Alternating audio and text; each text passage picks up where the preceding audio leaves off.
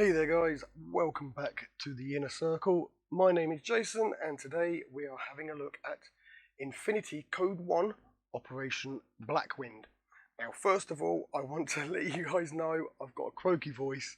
I'm recovering from this horrible cold that we have all had over Christmas, and it's left my voice a little bit hoarse. So I do apologise for that. Anyway, Operation Blackwind. So, for those of you who are new to Infinity and have no idea what this is a two-player battle pack. And what this essentially comes with is two armies, terrain, templates, dice, everything that you need to play or to learn to play Infinity Code One. Now, Infinity in itself is a larger game. You'll use more specialized units and more complicated rules. And what Corvus Belli, the makers of this, did a few years back, this is now the fourth iteration or the fourth two-player set. So it still works with all the previous sets that they've done for Code One. The same army, same rules and everything. It's just another way of getting like a new edition of it without it being any different with the rules wise. At least I think. We'll have a look through the rules and find out. But Infinity Code One is basically a simplified version of Infinity N4, which is the main game. So the Operation Blackwind and the Operation box sets that they have done in the past, the two-player battle packs, are designed to teach you the basics of Code One, and then you would use the Code One rulebook, which is available on Corvus Belli's website as a free PDF, but you can buy a paperback version as well. Code One is then a smaller version, a simplified version of Infinity. So it's almost like you've got three steps. This is an introduction to sort of the beginner version of the game, and then there's the full version of the game. So this isn't so much a third version, it's just like the intro to the beginner version. So there's two versions and this is the intro to the easier version. It's probably the easiest way to describe it. Now I was lucky enough, this came out a few months ago, and when they do a new release of this, these Operation battle packs, they do a bundle, which is this here. So you get the main game with the two armies. You get what is called a Dire Foes mission pack, which includes one character for each of the armies in the pack, and what is called a HVT, so like a special NPC character that neither team is actually in charge of, but they are trying to gain control, rescue, capture, anything like that, depending on the rules. And you can find the rules for this on their website. They have various Dire Foes packs. If you are playing Code One, then you want to make sure that it has the Code One on the packaging and on the mission. You will be looking obviously for Obsidian Head mission, and that will be the Code One version of Dire Foes, because they do them for N4 as well, in which case this here will just read Infinity. You won't have the Code One, and it won't be compatible with the Code One rules. And then as an extra with the bundle, we get an exclusive edition miniature, Helen of Troy. Now you can buy Helen of Troy, but it won't be this model. She'll be in a different pose or whatever. So these are what come extra, and then as a pre-order bonus, but it also basically it comes in this pack. So if you manage to get one, even if it's not part of a bundle, if it's a pre-order pack and it has this pink sticker on it, you also get this model as well. If you don't, then if it doesn't have this sticker on it, then you're just getting everything else that is listed on the back here, which is the two armies, 7 models per army, all of the terrain, the dice, and everything you need to play. So hopefully that's explained it enough. We'll take a look at these in a little bit, because you can buy this separate. Helen of Troy, obviously, it's an exclusive model but we'll have a look as well. I think some places are still selling her, though you may be able to buy this specific one. If not, then the Helen of Troy that you buy will be a different model of her.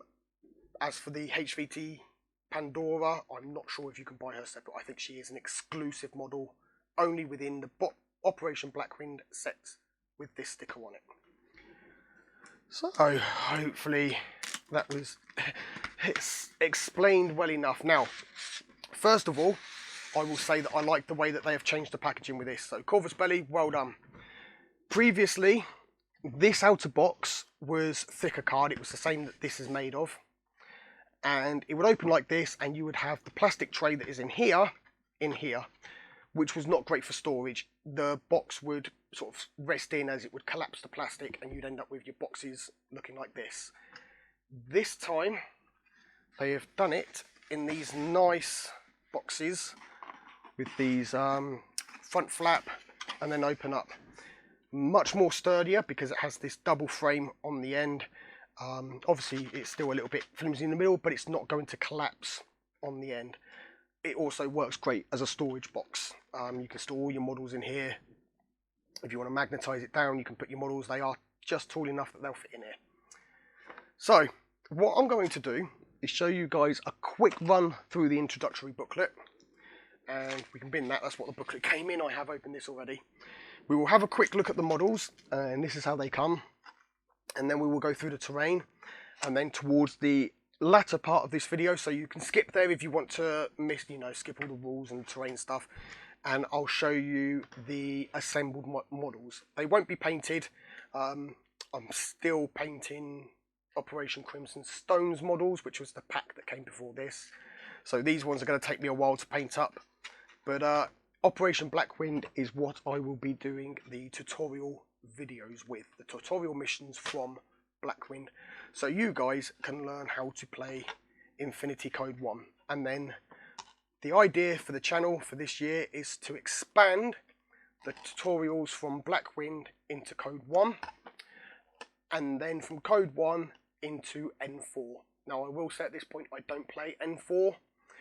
I've ordered the N4 rulebook, and again they have that as a free PDF online, so I'm slowly acclimatizing to the rules of N4 so that everything that I have here can be used in N4, which is the great thing with Code One. Anything that has the Code One marking on it when you're buying models and stuff, anything from Code One can be used in N4. It just can't be the other way round. N4, some of the N4 stuff isn't compatible with Code One, purely for the fact that sometimes the weapons are too overpowered for what is in Code One. They require specialist rules and things like that, which we'll get into in the tutorial videos, or I'll make another video when my voice is a little bit better in the future. So at this point I will say, if you are enjoying this video, if you enjoy this video, hit that thumbs up button. But if you are interested in Infinity Code One, I am going to focus a lot this year on various board games, tabletop games and stuff, stepping slightly away from Warhammer and Games Workshop's products. I will still be doing their products, so don't think that I'm changing the channel completely.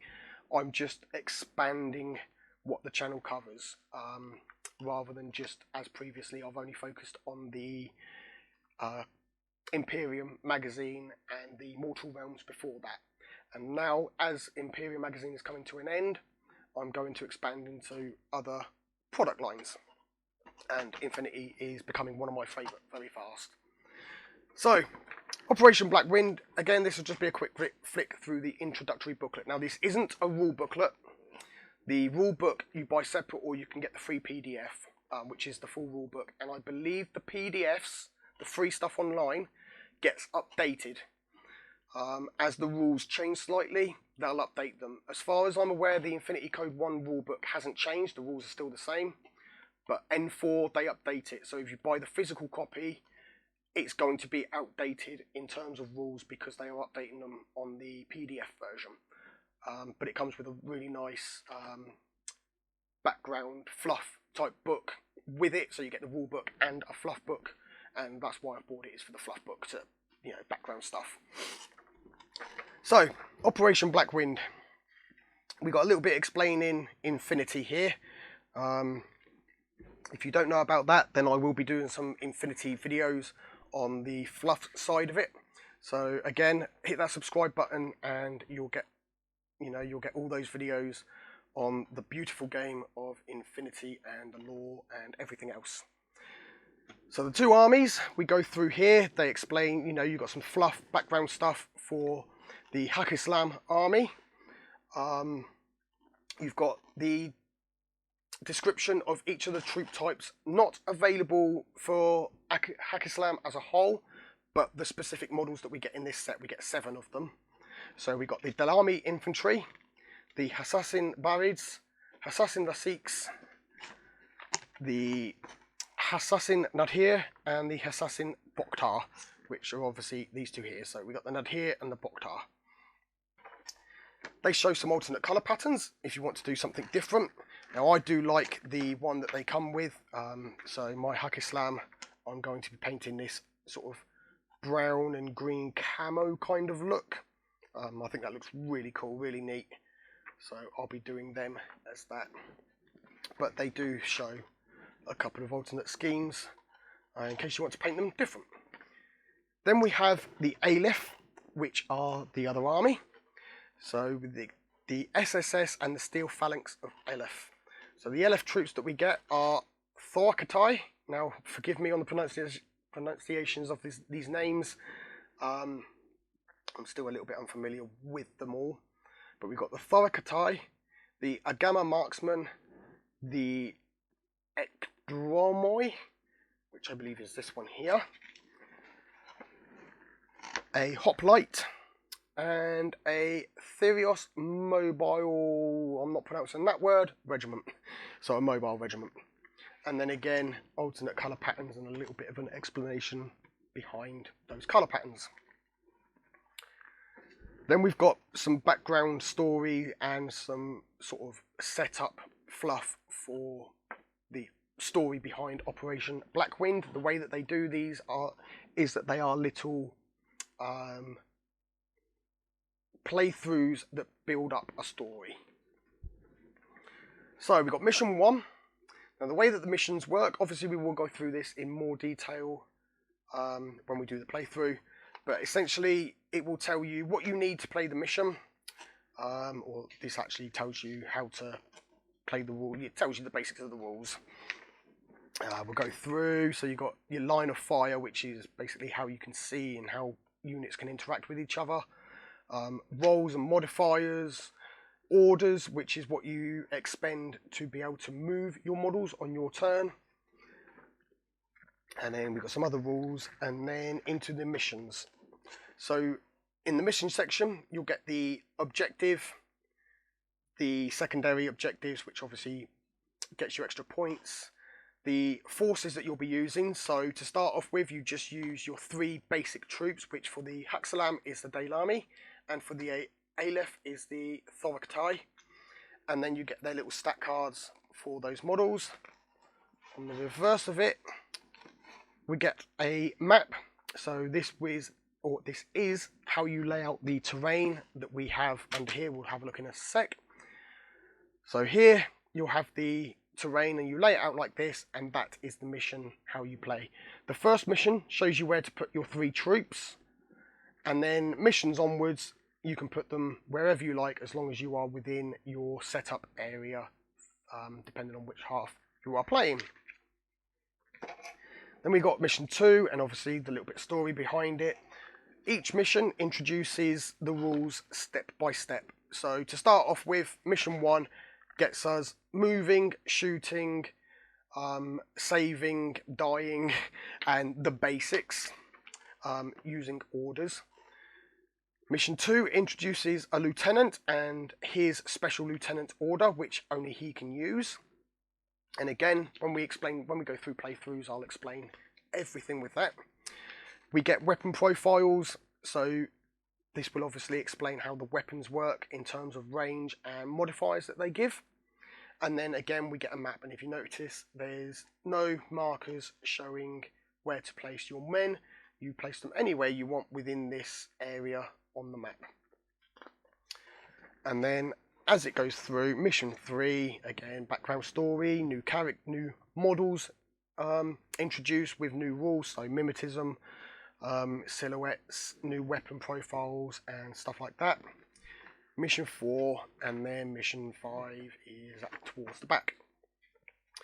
Once you've played mission 5, you then know, I would say, about 75% of the rules that you need to be able to play without following through this. You can play just using these rules, because everything in this book covers the rules for the models in this set. So if you bought the previous sets, such as Operation Crimson Stone or Keldstrom before that, then the rules in here are going to be slightly different, because the models in them ones had different weapon profiles, different character profiles, and such, and so the rules vary ever so slightly. The majority of models from all the sets use things like, you've got ones that have multispectral visors for seeing camouflage and giving buffs and stuff like that, or debuffs.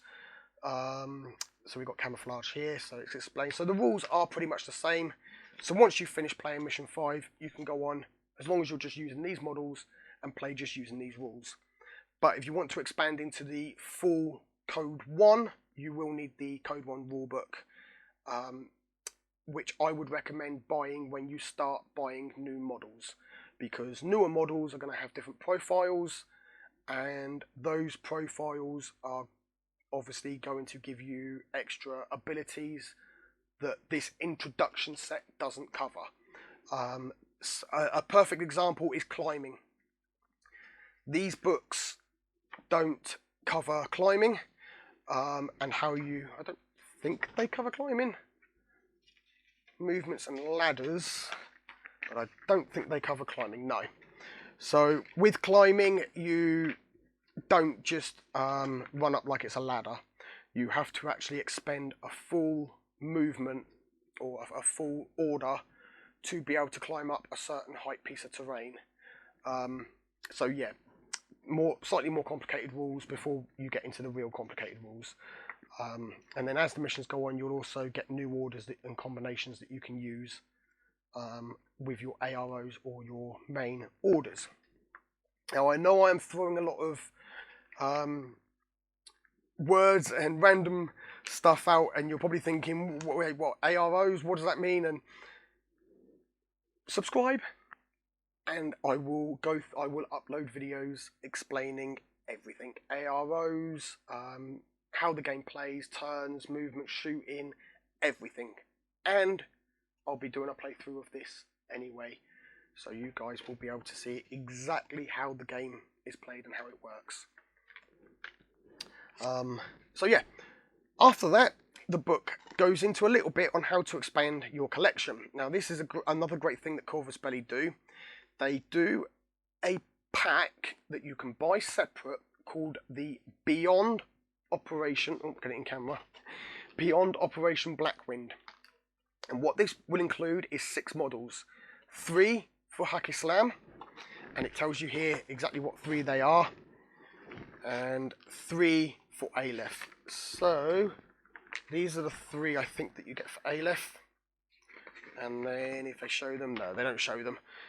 But yeah, so basically by buying this extra pack, you will give your army, or you will increase your army size from 7 models to 10. 10 is the maximum you can have in Operation Code 1, in Infinity Code 1. 10 is the maximum you can have. In N4, I think you can have up to 20, but they may have lowered that down to 15.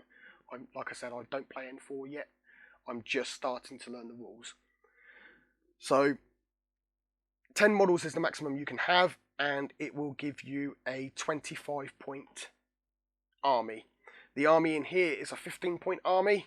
You then go to 25 points or 30-point games. And again, that will determine the size of the field that you play on. Here, we've got the profiles for all of the troops. Now, I do believe, from looking at my Keldstrom models and then looking on the Army Builder app for Infinity, there is an app, I will put a link to that in the description and I will go through. I will make a video for the app, but I believe that these will actually be slightly outdated. Now, they have actually, in comparison to Kaldstrom, included all of the profiles. In Kaldstrom, they didn't. They basically said, you're having this model. So it was for example, a Daylami with a light shotgun. This time you can have a Daylami with a rifle and a light shotgun. And you can see here his points cost. So he costs a bit more. So essentially what they've given us is the option to modify our models slightly. The models don't need to show the exact weapon they have.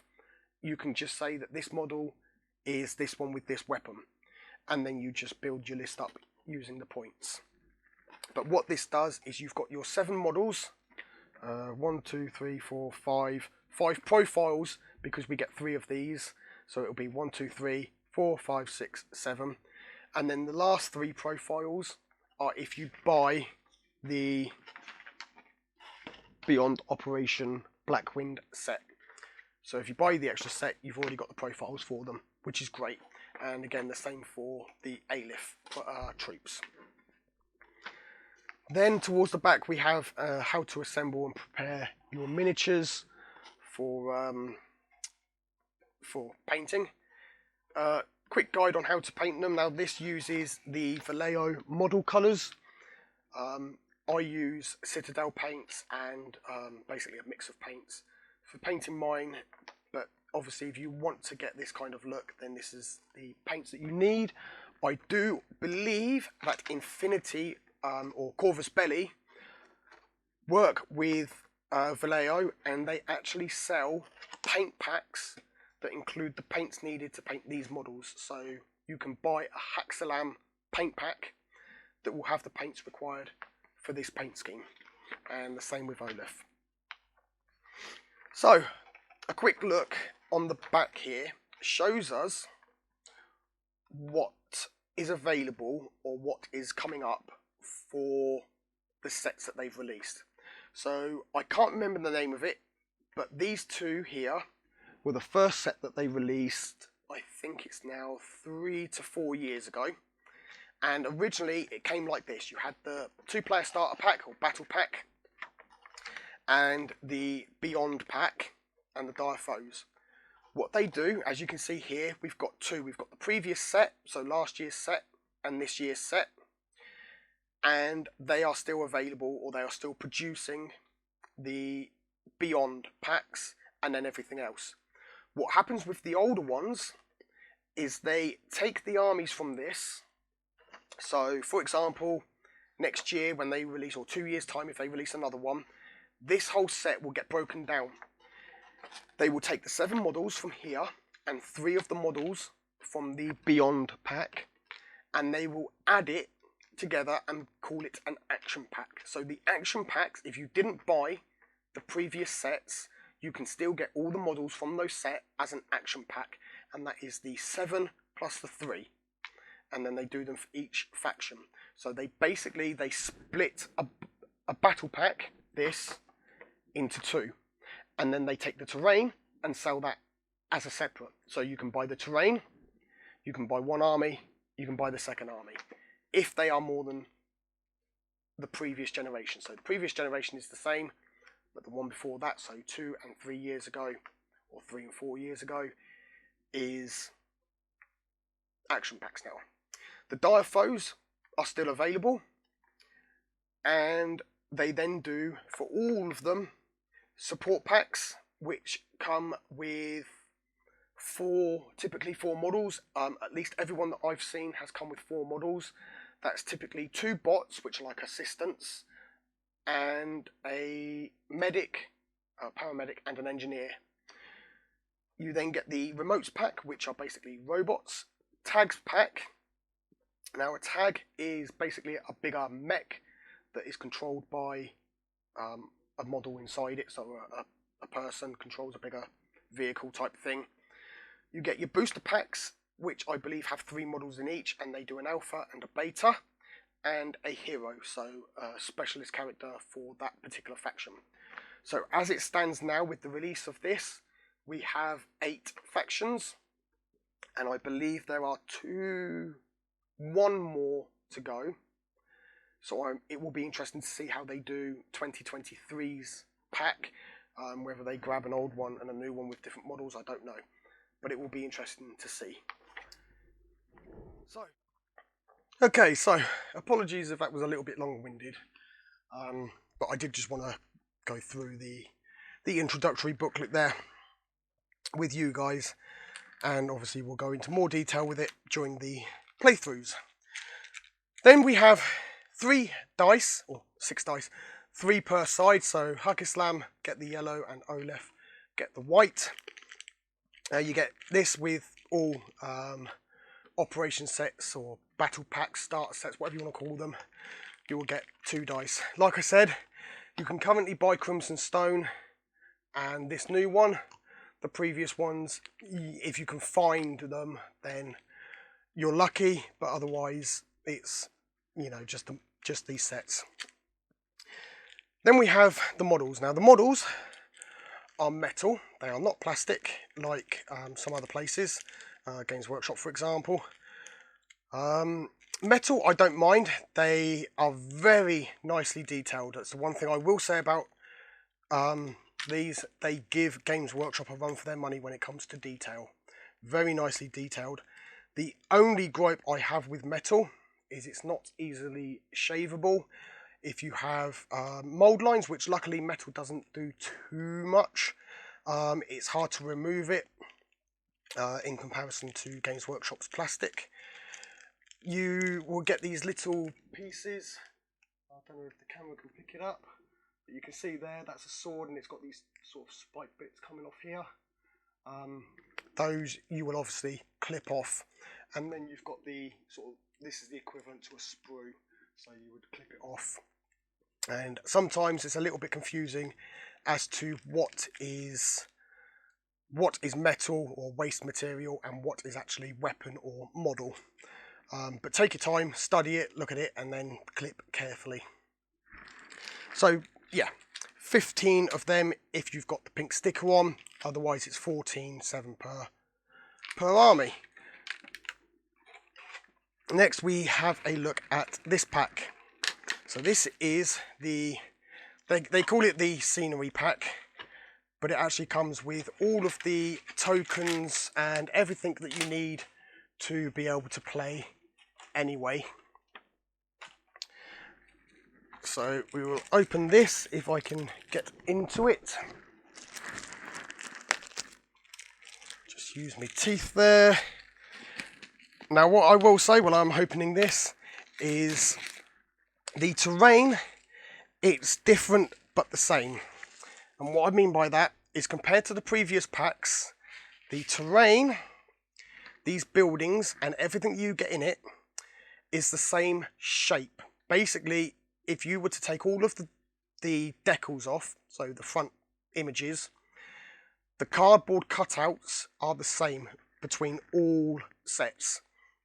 You get 2 large buildings, 2 small buildings, 2 of these A-frame boards, 2 of these large ones, and I think it's 9, yes it does say there, 9 smaller barriers. The beauty with the terrain, obviously it shows you how to assemble it here, is you can assemble it inside out. So it's images on both sides. They are double-sided, so you can build them both ways.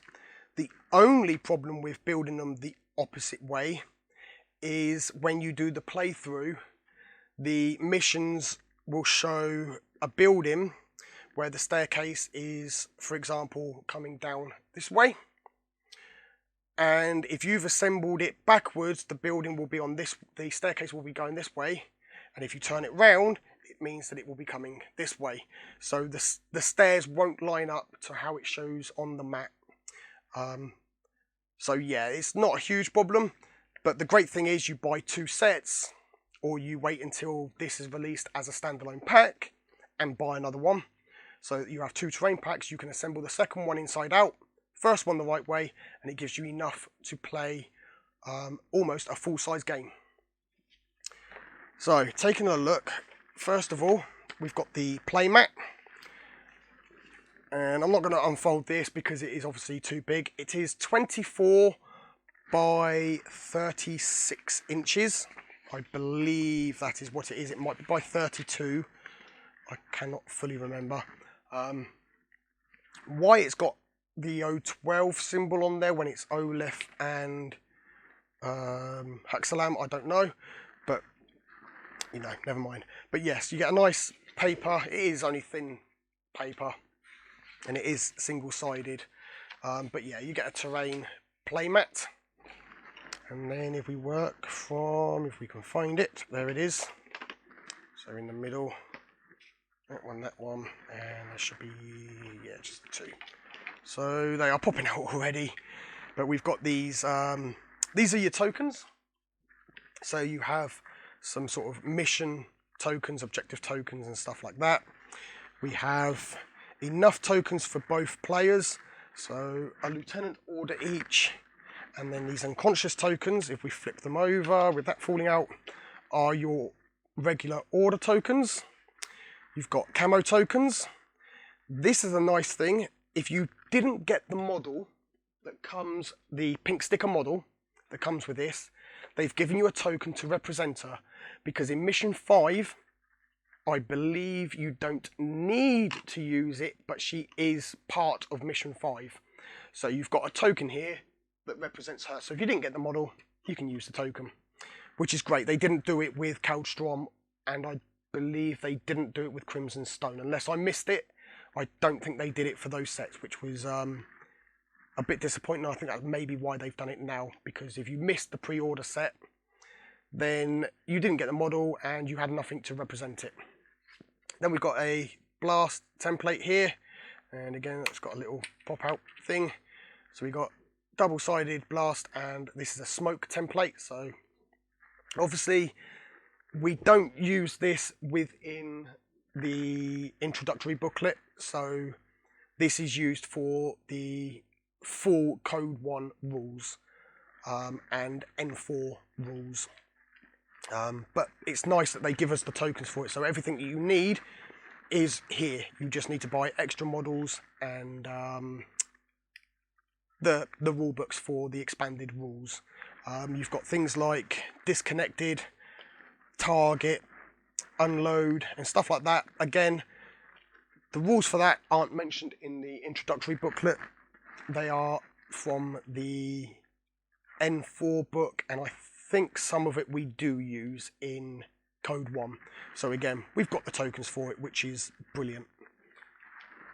Plenty of tokens, a blast template or a flamer template, and this comes apart. So you've got two of them. You've got a large one and then the small one in the middle. So great there. And then a quick look through the terrain, because obviously it's just on card. Now this is all printed on 3mm card, so it is nice card. We've got, like I say, double sides. So here is one of the boards, and I will actually pop this out and assemble it, just so I can show you guys how easy this goes together. And then that uses these ones. Now the instructions do tell you what ones of these we use, but I am doing this from experience with the previous sets. Now one thing, and my biggest thing with card terrain, is it does this. It splits. Luckily this did it on the disposable card bit. We don't use this, but it does tend to do it on these pieces as well, where you get the gap, because these slot in like this, and there you go. So like that, and we can do the other one. So you got it the same. You can have them one of each, or you can have them both facing outwards, but we'll do one of each. And this is just one of their security board type things, hollow board, and it's just a piece of scatter terrain basically, something to hide behind. So we can get this up now. What you want to do is make sure that it's lining up and wanting to slot in. So if I pull this back out, you can see that it's already started to try and spread apart. If I flick it, you can sort of see that it is peeling. It's not ideal, but as long as you're careful with it, it's not too bad. And you know, it's free terrain. You get more in this than you would in most other mainstream, popular, I won't name it, sets for the price, you know. So there we go. Once it's together, it's together. This one doesn't want to go together fully, but there we go. And that's your piece of terrain. The buildings do a similar thing, although slightly more complicated. They will have these little push out bits. See if we can do it with my finger. Oh, push the whole thing out. So this is one building. Now they have these little pieces that pop out. You can see it easier on this side. This is where the ceiling would pop into to sit like that. So the ceiling will have a little tab on it and that will go in. The problem is you will have two sides with slots coming down and two sides, the front and the back, with slots going up, which will obviously slot in like this. Once you slot them all in, you can't get the ceiling in because the tabs, if we do it like this, stick out about 1 millimeter past this card. So if you try and push it down, you've got basically this happening and you're trying to scrape it down into it to get it into these holes, which I will poke out. So it's trying to get into these holes. So you have to sort of slot it all together, put the ceiling or the roof into position, and then close it around. And then with the last piece, try and pop it in. It's not perfect, it's not ideal, but if you're careful with it and take your time, then you don't damage it. I've done a couple of buildings where this is sort of bent out and twisted or whatever because I was rushing it, but if you take your time, it's not too bad. Another thing I will say is these little pop-out pieces, they tend to have a little connection. That's what's stopping this one from coming out properly. Find out what side it's been cut from. So we can see this more prominent on this side than we can on this side. You can see it blends in a lot more. If you push it from this way, there's a chance that where it's connected, it will pull and tear the paper up, the design, the print. Push it from the other way. If you push it from the other way, it breaks that little tab inwards and doesn't tear the paper off. And then you'll get a clean thing without tearing the paper up. So just a little assembly hint on that. So yeah, this is the terrain packs. Obviously, you've got the sides for all of the buildings, angled ones, as you can see there, for stairs. So these will have multiple of the pop-out pieces. You have to make sure that you pop them all out. And then yeah, you get your two large buildings, smaller buildings, and then we can do it carefully. So pop it a little bit one way, pop it back the other, and then just make sure that you're not tearing the main piece. Pop a couple of stands out. So this is going to do it here. There we go, you can see how it tore up. Again, it was on the scrap piece, so that's fine. And then these will clip in nice and tight.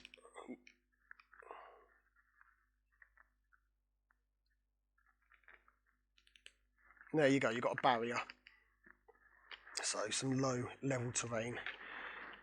And then on this one, we've got some of the hollow boards. I think it's 4 that we get, not 2. I said 2 before. It's 4 of these ones, 2 of the these ones, and 9 of them or 7 of them, whatever it was. But 4 of these larger ones. And then we've got steps.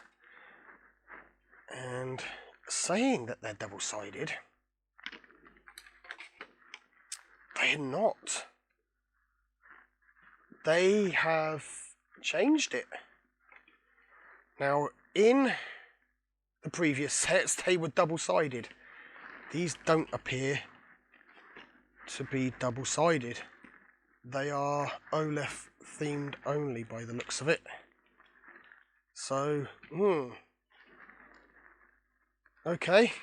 So you can assemble the building different, but the design on the outside will be the same. So it will still be a different configuration, same design.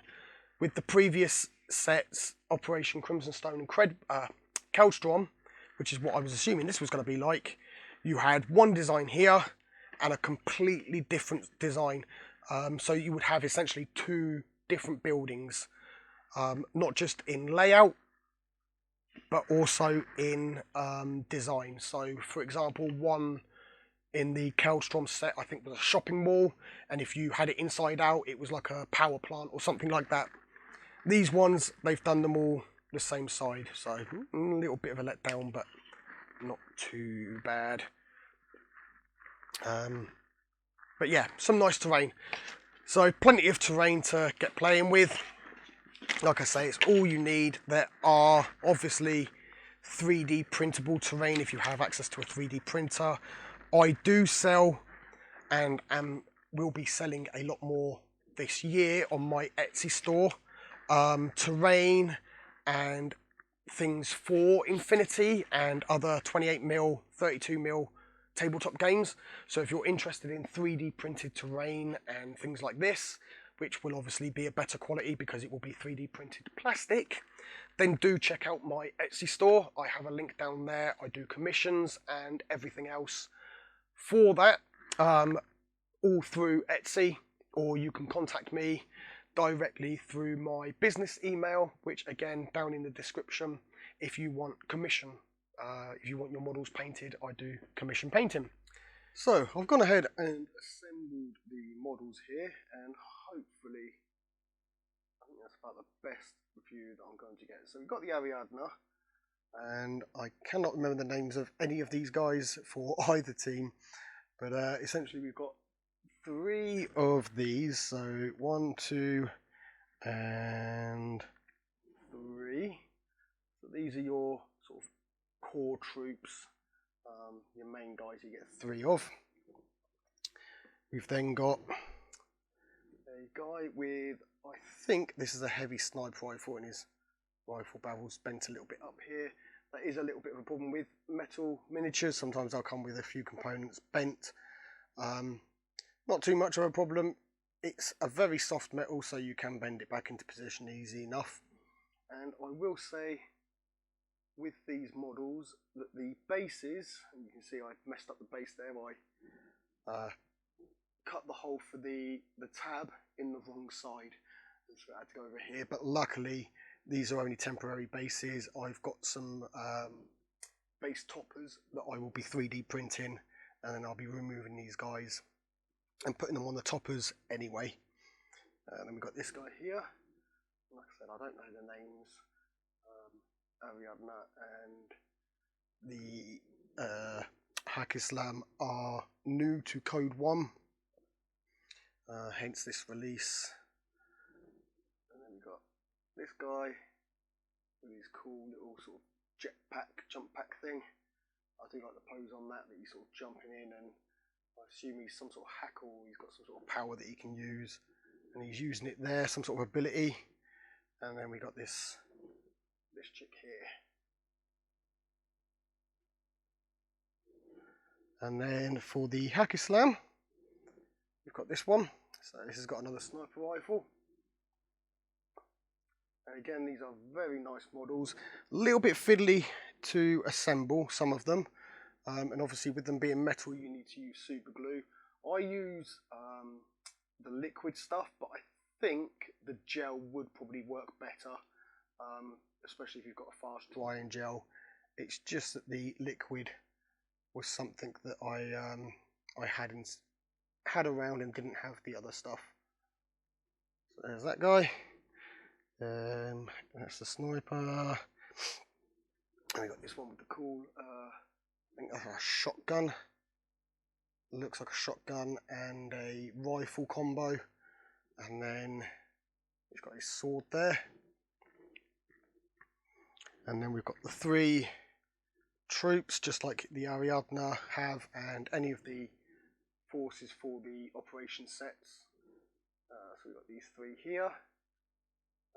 I think that's an assault rifle, another assault rifle possibly, and another assault rifle. That might be actually, I think that's an SMG. So yeah, so these three. And then we got this cool looking guy with his jump pack and obviously his cool pose where he's sort of floating or jumping on over something. Cool little action pose. And then I think he's got a heavy assault rifle, or that's an assault rifle with a flamethrower, a pistol, and his sword. So yeah. Oh, and one more. This is the model that you get if you have the pink sticker on the front. So this is the HVT. If you just buy the standard set, that is pretty much the only one that's available now, then you won't be getting this model. But you do get a token to represent her for mission 5.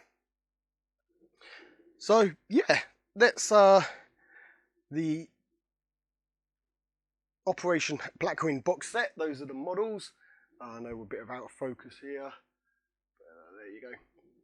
So that was the set. Now, if you want to see me have these painted up, it'll be a couple of weeks, as I've got some commission work that I need to finish off, and also the guys from Operation Crimson Stone to finish. But check out my Instagram and my TikTok. I post updates on as I'm painting anything, any of my hobby work on there. Again, the links are down in the description. But that is all for today, guys. So as always, if you've enjoyed the video, hit that thumbs up button. If you're not yet subscribed and would like to see more of this, hit that subscribe button. Follow me on my other social medias, all in the description below, so that you can see what I'm working on as I'm working on it. And to those of you who have recently subscribed, a huge warm welcome to you. Thank you ever so much for your support. But until next time, guys, as always, take it easy and keep painting those minis.